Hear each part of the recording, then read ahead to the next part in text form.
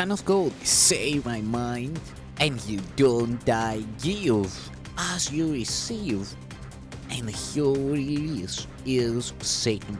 This is the season 1, the episode number 19 in the series How to Manifest Immortality, and the name of today's teaching is How is Judgment Relinquished? Judgment, like other devices by which the world of illusions is maintained, is totally misunderstood by the world.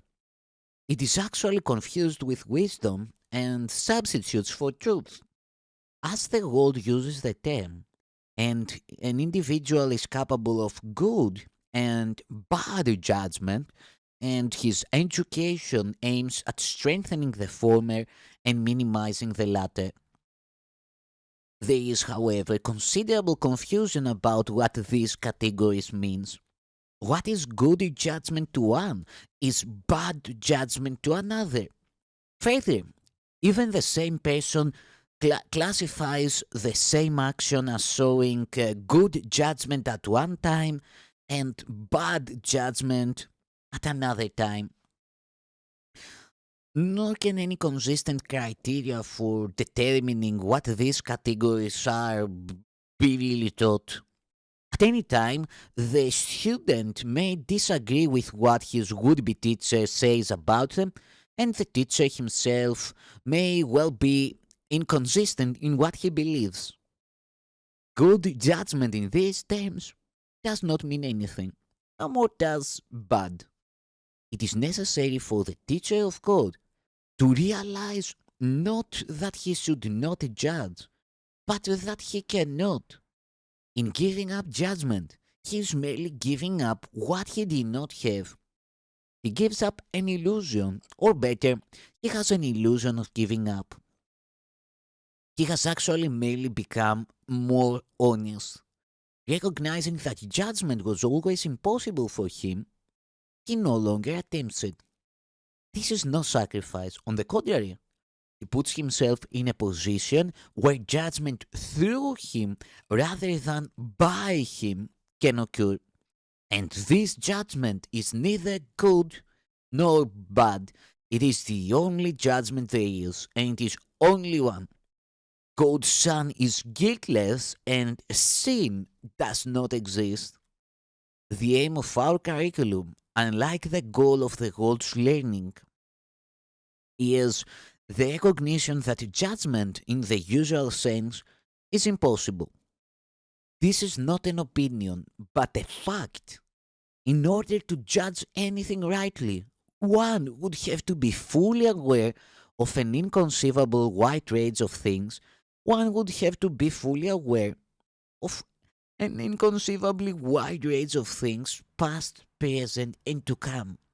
One would have to recognize in advance all the effects of his judgments on everyone and everything involved in them in any way. And one would have to be certain there is no distortion in his perception so that his judgment would be wholly fair to everyone on whom it rests now and in the future. Who is in a position to do this? Who except in grandiose fantasies would claim this for himself? Remember how many times you thought you knew all the facts you needed for judgment and how wrong you were? Is there anyone who has not had this experience? Would you know how many times you merely thought you were right without ever realizing you were wrong? Why would you choose such an arbitrary basis for decision making?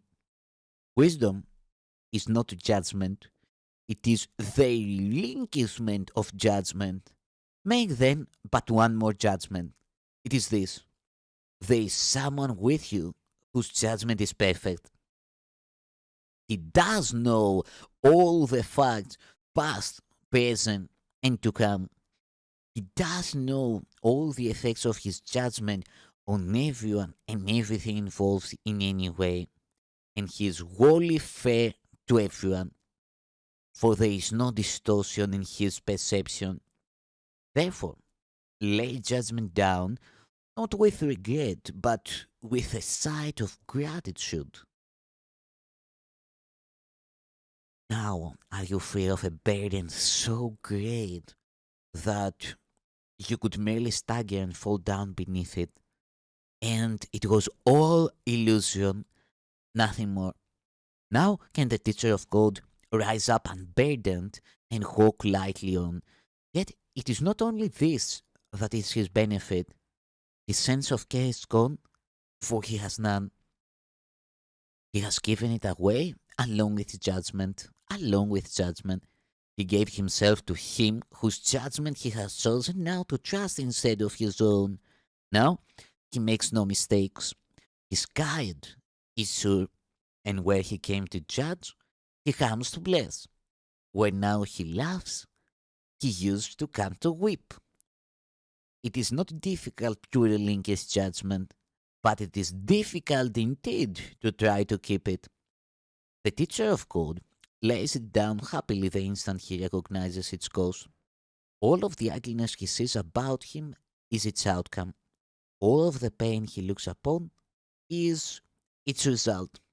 All of the loneliness and sense of loss, of passing time and growing hopelessness, of sickening despair and fear of death, all these have come of it. And now he knows that these things need not be.